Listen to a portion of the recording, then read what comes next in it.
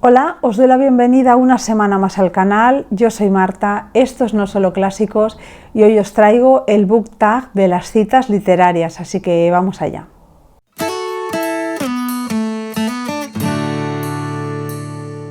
El book tag de las citas literarias es original del canal de María, al son de un libro. Os voy a dejar abajo el enlace a su vídeo para que podáis disfrutar de sus recomendaciones literarias, que son maravillosas. ¿En qué consiste el book tag de las citas literarias? En tomar una cita literaria, una cita de un autor reconocido, y asociar, María ha asociado a cada una de esas citas una premisa que nosotros tenemos que completar con un libro de nuestra elección. Yo he decidido hacerlo con clásicos españoles, porque hace muchísimo tiempo que no os hago ningún vídeo, no os hablo sobre clásicos españoles y bueno, este es un buen momento para ello. A ver si os animáis a leer alguno de los libros de los que voy a hablaros hoy. Vamos a comenzar con la primera premisa. La primera cita literaria es de Baltasar Gracián y dice así: lo bueno si breve, dos veces bueno. Y yo creo que es una cita que todo el mundo ha escuchado alguna vez. La premisa asociada con esta cita literaria es la siguiente: obra muy breve pero que consideres muy buena, excepcional. Y en mi caso sería esta: Requiem por un campesino español, de Ramón J. Sender, que como ya veis es muy breve. Ramón J. Sender es uno de los grandes autores del exilio, de la posguerra española. Vivió la guerra civil, luchó en ella, participó en ella en el bando republicano. Vio cómo eran fusilados tanto su mujer como su hermano, tuvo que vivir este dolor. Cuando termina la contienda se exilia primero en México y más tarde en Estados Unidos, y es precisamente en México donde aparece publicado en 1950 y algo, voy a comprobar, 53, esta obra, pero bajo el título de Mosén Millán. Ya veremos por qué se titulaba así. No es hasta el año 1960 en que ya tenga el título con el que hoy la conocemos. Lo que se nos cuenta es, a través de un párroco llamado Mosén Millán, se nos cuenta la historia de Paco el del Molino, de un hombre de pueblo muy comprometido y muy reivindicativo, que tiene una vida un tanto trágica, y que el cura, Mosén Millán, rememora, y cuando lo vamos conociendo la historia, la conocemos desde su perspectiva, desde su punto de vista, y vemos cómo todo el relato que se nos narra desde la perspectiva del cura está teñido de muchísima culpabilidad. Si queréis saber por qué se siente culpable, tenéis que leer la obra. Es una obra en la que se nos muestra una España durísima, que es la España franquista, la España de los primeros años del franquismo, y que además hace una crítica a la Iglesia por el papel que tuvo antes, durante y después de la Guerra Civil Española.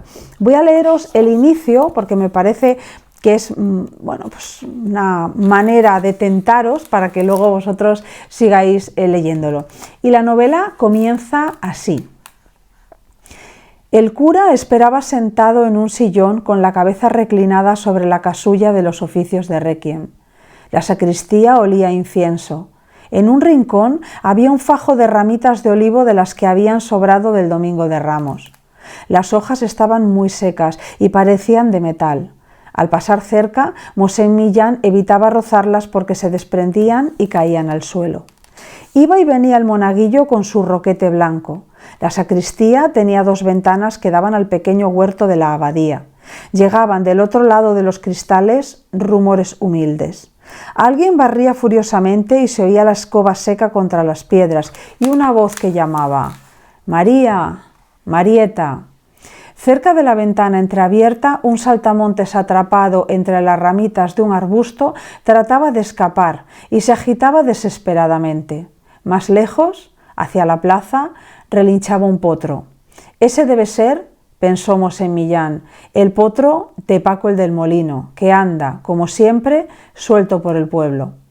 El cura seguía pensando que aquel potro por las calles era una alusión constante a Paco y al recuerdo de su desdicha.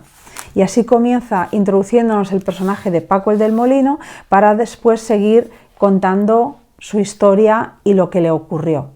Francamente es una obra brevísima y extraordinaria.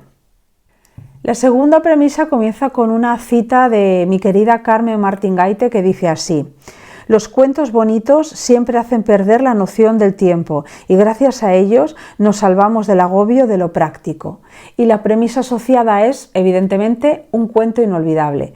Y para ella he elegido lo que era para mí un cuento inolvidable que yo creo que ningún niño de mi generación salió del colegio sin haberlo leído. Me estoy refiriendo a Adiós Cordera, un cuento de Leopoldo Alas Clarín que apareció, hoy en día seguramente lo tendréis en cualquier antología de cuentos de Clarín porque es uno de sus cuentos más famosos, pero originalmente apareció en un volumen titulado así, El Señor y lo demás. Son cuentos, que contiene, como el propio nombre indica, una serie de cuentos, pero la primera obra, que se titula El Señor, es realmente una novela breve.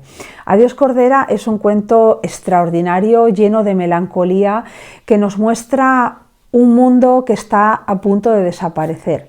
Los protagonistas son unos niños, unos hermanos que viven con su padre, que es un hombre viudo, en un pueblecito que se asume, se dice, aunque no queda claro en el relato, que tiene que ser de la zona de Gijón, ¿no? De la comarca de Gijón. Estos niños tienen una vaca, que es a la que llaman Cordera, y como son una familia terriblemente pobre, digamos que su único sustento es esa vaca, ¿no?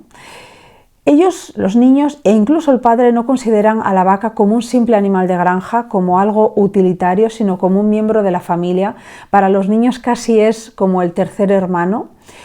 Y nos encontramos en un momento en el que ese mundo en el que ellos viven, que es una especie de Arcadia maravillosa, un mundo natural y feliz, alejado de aglomeraciones y modernidades, está tocando a su fin. Y lo vemos porque aparecen el tren, aparecen los cables de telégrafos, y todo esto es la introducción en el pueblo de los avances técnicos y de la modernidad, ¿no? De los cambios. Por lo tanto, estamos ante una familia que ve cómo se desmorona el mundo físico en el que viven, que es su pueblo, y cuando digo que se desmorona, lo digo porque realmente están introduciendo una serie de cambios que harán que la vida cambie para siempre. Pero además de esto, es una familia que también tiene que decir demasiadas veces adiós a seres muy queridos para ellos, comenzando por esa madre que murió cuando los niños eran pequeños. Es una obra que me pareció extraordinaria y que voy a leeros el inicio para lo mismo que antes, ¿no? Para tentaros un poquito y convenceros de que leáis los cuentos de Clarín en general. A Clarín en general es un gran autor, pero yo creo que sus cuentos están bastante olvidados, por desgracia. Así comienza Adiós Cordera. Eran tres, siempre los tres, Rosa, Pinín y la Cordera. El Prauso Monte era un recorte triangular de terciopelo verde tendido como una colgadura cuesta abajo por la loma. Uno de sus ángulos, el inferior, lo despuntaba el camino de hierro de Oviedo a Gijón, un palo de telégrafo plantado allí como pendón de conquista, con sus jícaras blancas y sus alambres paralelos a derecha e izquierda, representaba para Rosa y Pinín el ancho mundo desconocido, misterioso, temible, eternamente ignorado. ¿Por qué eternamente ignorado? Porque saben que existe el progreso, pero lo ignoran durante tanto tiempo como pueden y viven en esa Arcadia feliz, en ese mundo natural en contacto con animales y plantas. Pero llega un momento en el que el progreso llega hasta las puertas de casa y es eso que dicen ahí de el camino de hierro de Oviedo a Gijón, que son las vías del tren, o cuando habla de los cables de telégrafo, ¿no? Ya está el progreso aquí. Por lo tanto, vemos a una familia en los últimos días de lo que es el mundo que conocieron. La siguiente cita es de nuestro querido Lorca y dice así: la poesía no quiere adeptos, quiere amantes. No conocía esta cita y me parece maravillosa. La premisa unida a ella es la siguiente: poema o poemario que te parezca impresionante, que ames, ¿no? Y en mi caso, de este poemario ya os hablé en el último directo que hice. Se trata de La realidad y el deseo, de Luis Cernuda. Luis Cernuda es un poeta de la generación del 27, para mí, mi poeta favorito de la generación del 27, me parece que tiene una sensibilidad a la hora de transmitir emociones y de exponer estados de ánimo impresionante. La realización del deseo no es en realidad un poema, sino es un conjunto, tiene varios poemarios suyos aquí, podemos leerlo de principio a fin e ir viendo cómo ha evolucionado y todas sus influencias, pero el poema que he decidido leeros ni siquiera aparece en este poemario. Bueno, lo estuve buscando y no aparece, que igual es que me lo he saltado sin querer. Bueno, yo creo que no aparece en este poemario, pero os leo justo ese poema porque fue escrito al final de su vida y porque me pareció que de alguna manera recogía toda la idea, esa idea que tenía Luis Cernuda de lo que era la vida. Se titula Peregrino y dice así: vuelva el que tenga tras largos años, tras un largo viaje, cansancio del camino y la codicia de su tierra, su casa, sus amigos, del amor que al regreso fiel le espera. Mas tú, regresar no pienses, sino seguir libre adelante, disponible por siempre, mozo o viejo, sin hijo que te busque, como a Ulises, sin Ítaca que aguarde y sin Penélope. Sigue adelante y no regreses, fiel hasta el fin del camino y tu vida. No eches de menos un destino más fácil. Tus pies sobre la tierra antes no hollada, tus ojos frente a lo antes nunca visto. Este poema es espectacular, espectacular. No solo por la referencia a la Odisea, a ese hombre que no tiene a dónde regresar porque no hay un hijo que lo busque, no hay una mujer que la espere, no hay una tierra que añore su regreso, sino porque toma una tradición literaria muy antigua que ya vemos en Machado, La vida como caminante no hay caminos, hace camino al andar, ¿no? O incluso también mucho más atrás, en el siglo XIII, en Gonzalo de Berceo, en Milagros de Nuestra Señora, aparece también esta idea en uno de los milagros, pero lo que hace Luis Cernuda es mostrarnos en un solo poema la incertidumbre de la vida y que al final la vida es caminar, ni siquiera es llegar a ninguna parte, porque la parte al final a la que tienes que llegar es la muerte, ¿no? Es el destino final, es caminar buscando lo que se sale de lo normal, caminar buscando lo nuevo, lo sorpresivo. Me parece un poeta impresionante, os lo recomiendo muchísimo. La premisa número 4 dice: en la oscuridad las cosas que nos rodean no parecen más reales que los sueños. Murasaki Shikubu. Y la premisa relacionada con esta frase sería la siguiente: libro o cuento oscuro o de terror.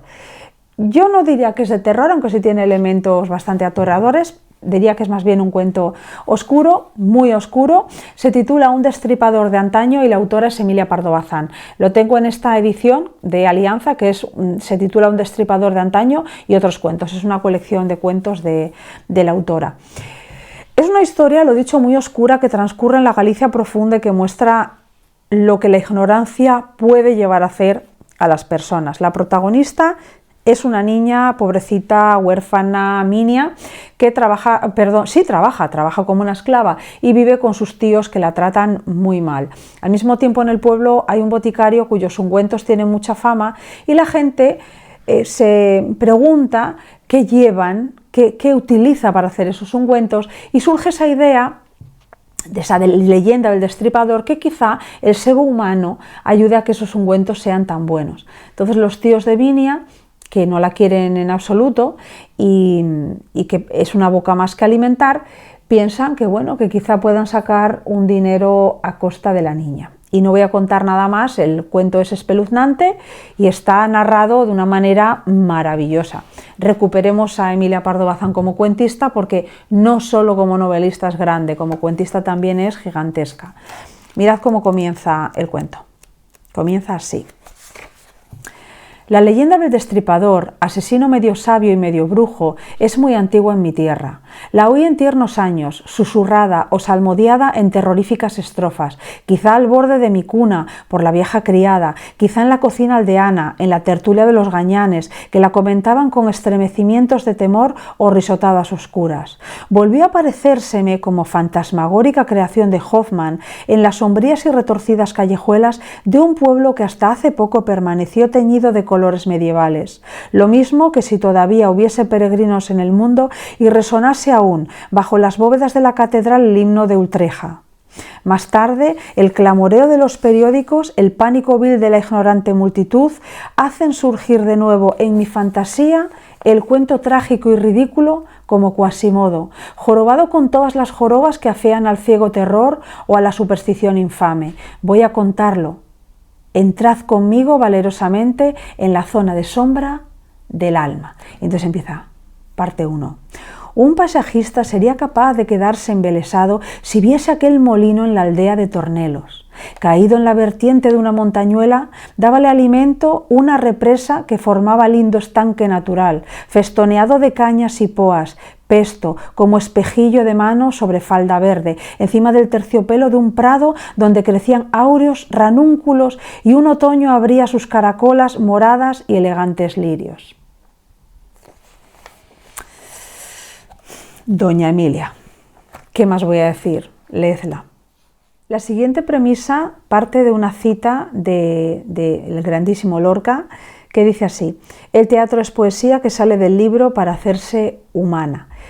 Y por lo tanto, teniendo en cuenta la cita, la premisa tiene que ver con una obra de teatro que te encante. Mi obra de teatro español favorita es esta: El tintero, de Carlos Muñiz. Aquí viene también en esta edición con otra obra que es Miserere para medio fraile, que también me había gustado mucho, pero yo de la que vengo a hablaros es de esta, de la primera, del Tintero. El Tintero es una obra que no parece española. Yo la conocí estudiando la asignatura de teatro de posguerra en la facultad. Y recuerdo cuando la leí que para mí era algo diferente a todo el teatro español que yo había leído. Es un teatro europeo, diría yo, un teatro casi centroeuropeo. En muchos casos me recordaba en temática y forma y tono al teatro de Bertolt Brecht, pero también me recordaba a los cuentos y novelas de Kafka. Yo diría que es una obra bastante kafkiana. El protagonista es Kroc, un oficinista que trabaja en una empresa y sus jefes son la representación absoluta del mal.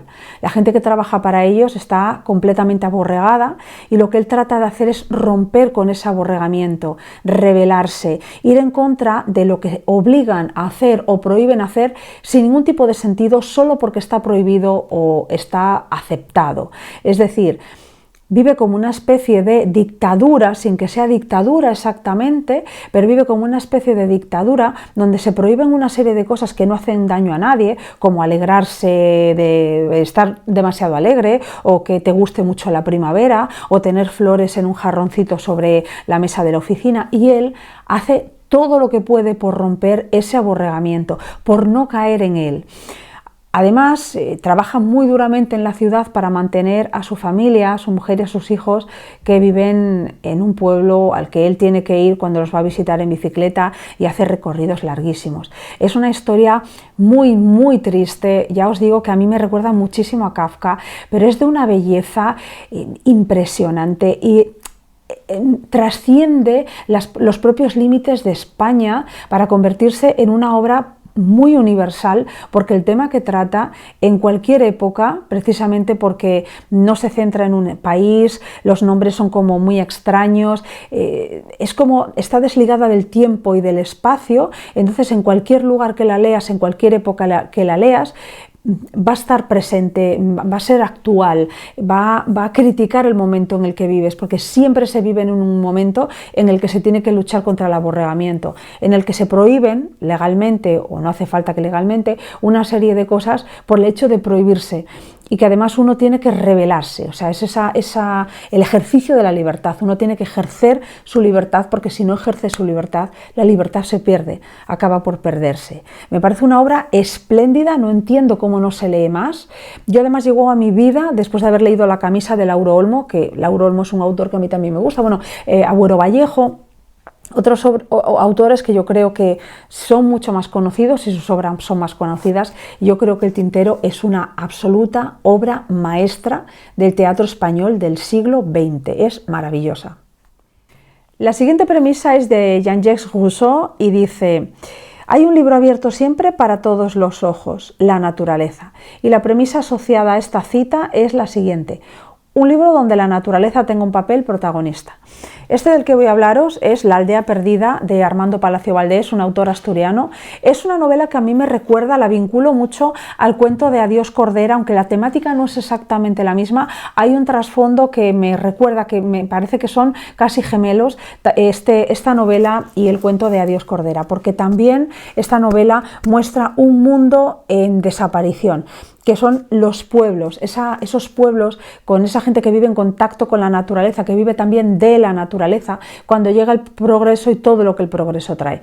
Aquí la novela transcurre en un pueblecito de la zona de La Viana, en Asturias, y tenemos dos parejas enamoradas viviendo esa vida que vivían los campesinos. Esta es una vida que está muy idealizada, donde el autor recuerda, yo creo que su infancia cuando iba al pueblo, ¿no?, de sus abuelos, y es una vida idealizada, porque la vida de la gente de campo es una vida extremadamente dura, aunque también tienen momentos muy bellos, como digo, de estar en medio de la naturaleza, pero es una vida muy dura, es un trabajo muy duro.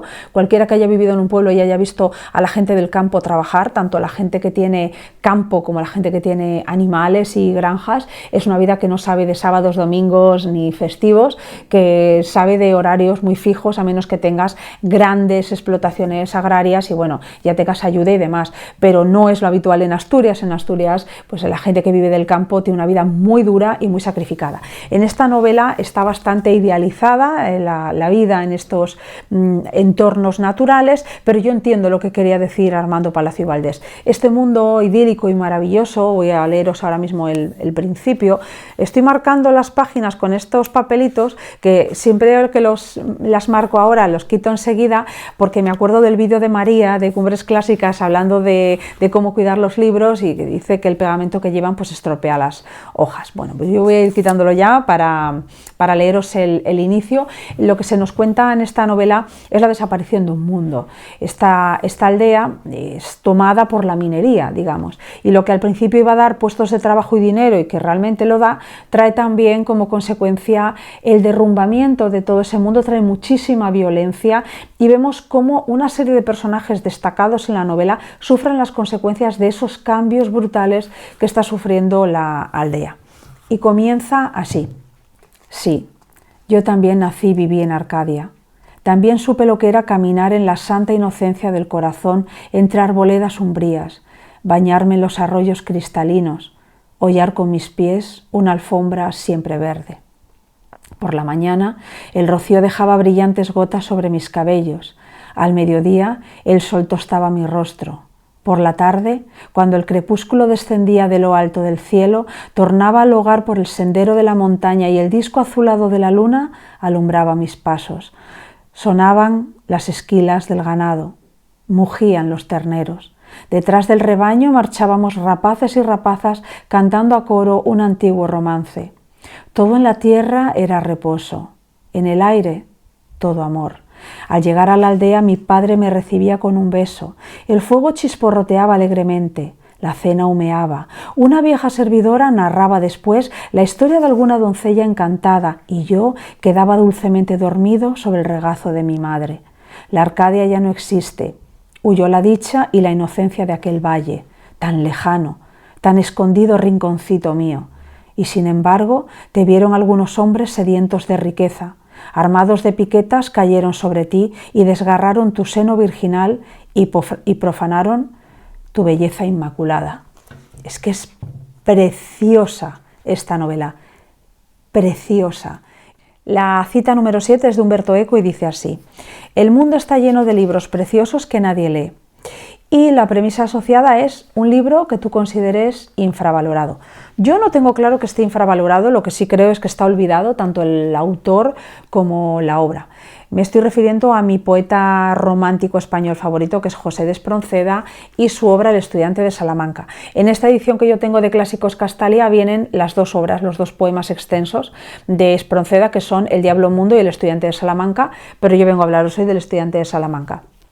El estudiante de Salamanca es un poema narrativo maravilloso, extraordinario, que recrea el mito de don Juan Tenorio. Por lo tanto, nos encontramos con don Félix, que es un estudiante, un juerguista, un cara dura, un impío, un mujeriego, un hombre muy poco serio, que no le tiene miedo a nada y tampoco respeta nada.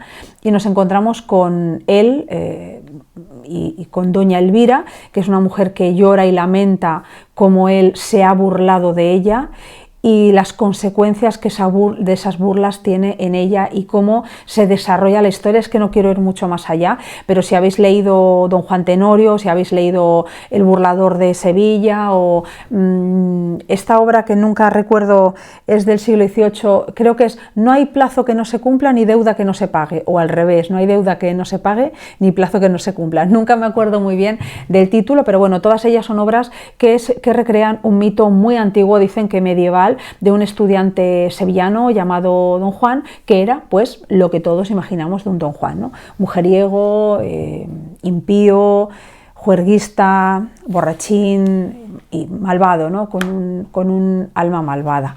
Mirad cómo lo define José de Espronceda. Mirad qué maravilla.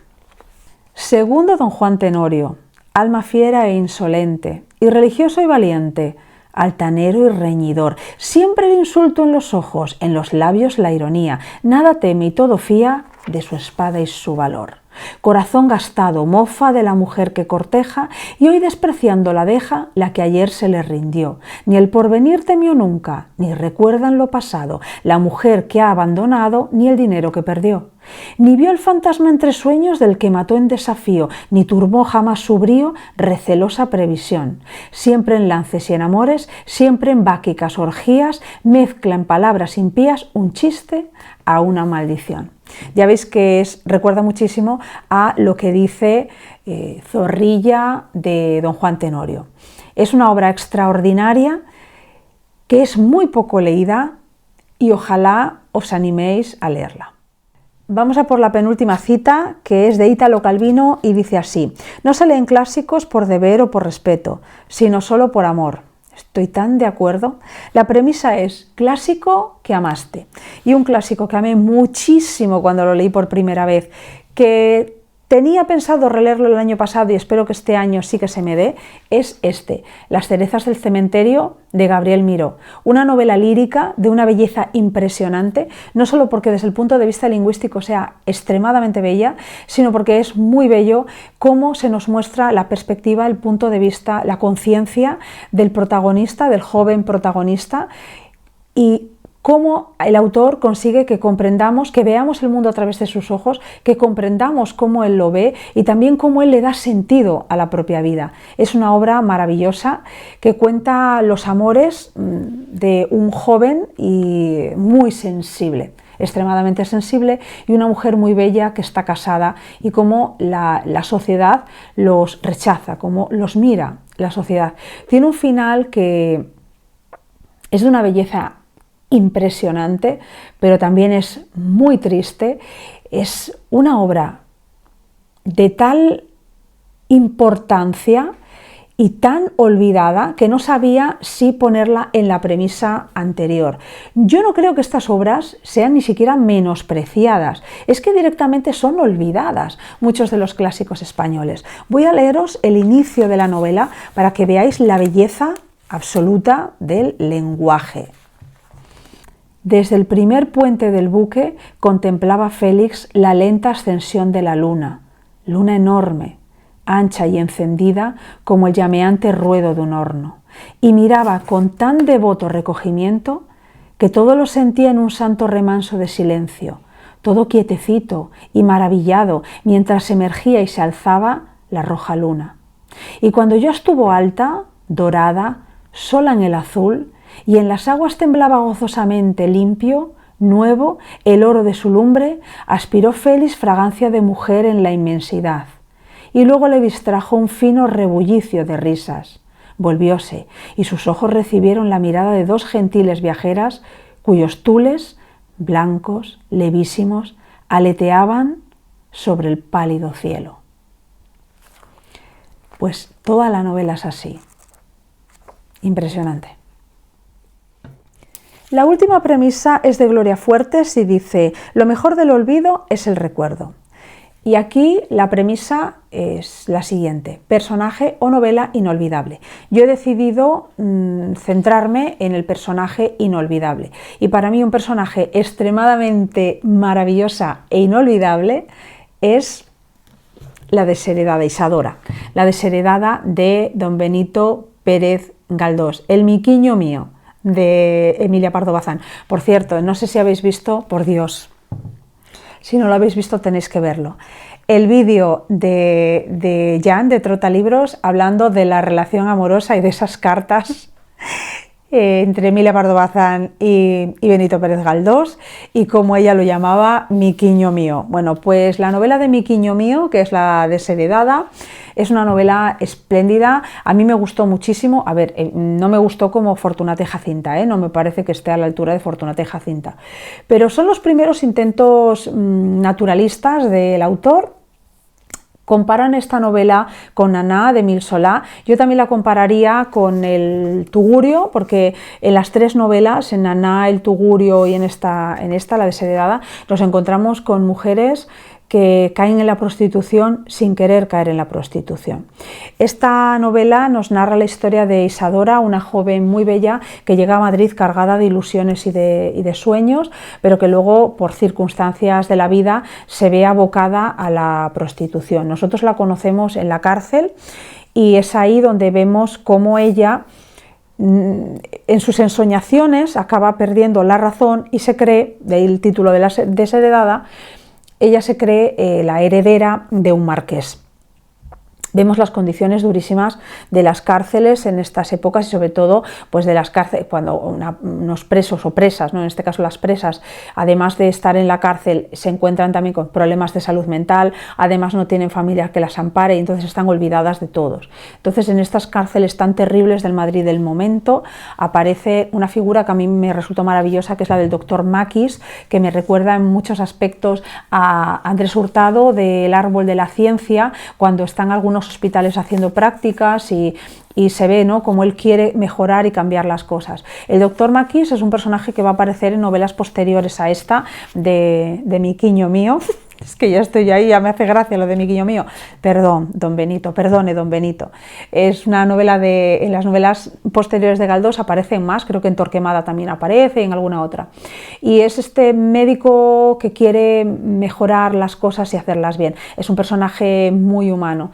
El personaje de Isadora me conmueve porque es muy soñadora y ella es muy bondadosa, y la vida, porque es una novela influenciada por el naturalismo, la ha abocado a una situación terrible, ¿no?, que es la situación de la prostitución, y ella se protege como puede porque es un alma muy sensible, es una persona muy vulnerable, lanzada a un mundo asquerosamente cruel. Entonces creo que esa especie de pérdida de razón es su manera de protegerse, ¿no?, el creerse que todavía puede haber algo bonito y que ella es heredera de un marqués, creo que era, y bueno, pues las descripciones son espeluznantes y bueno, pues es una crítica que hace también Galdós a la situación de las cárceles. Vamos, una de estas obras que también pasan bastante sin pena ni gloria y que apenas se leen y que me parece una obra extraordinaria. Esto sería todo por hoy. Estas son las 9 premisas que tenía el book tag. Espero haberos descubierto algún autor o alguna obra que os apetezca leer. Creo que no os vais a arrepentir si abrís cualquiera de estos libros. Muchísimas gracias por haberme escuchado y chao, hasta la próxima.